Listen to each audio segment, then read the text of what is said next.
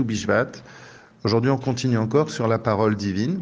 En fait, cette parole de Akadosh Baruch Hu, elle est exactement comme la marshava, comme sa pensée, ou comme les désirs de son cœur. C'est-à-dire qu'elle est complètement unie en lui.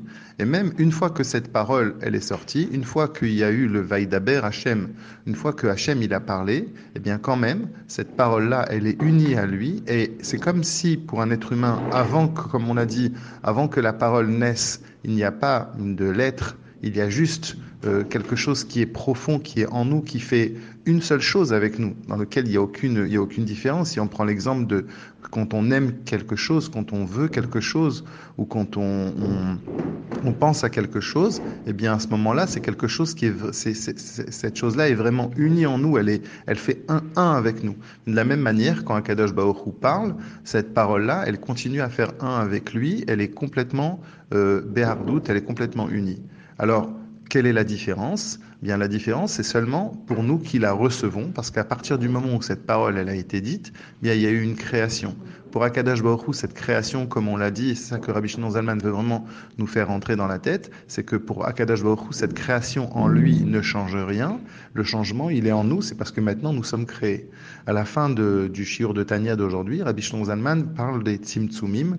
L'idée du tzimtzum, c'est la contraction, c'est le fait que cette parole d'Akadosh Baruch Hu, même si elle vient de lui-même, quand même, elle doit obligatoirement passer par des filtres, par des tzimtzumim, parce que sinon, cette parole, on ne pourra pas la tenir. Un peu à l'exemple quand Akadosh Baruch Hu, il a dit dans le Har Sinaï, Anochi Hashem Elokecha, je suis l'Éternel ton Dieu, personne n'arrivait à pouvoir tenir cette parole qui était d'une luminosité qui était trop forte pour nous.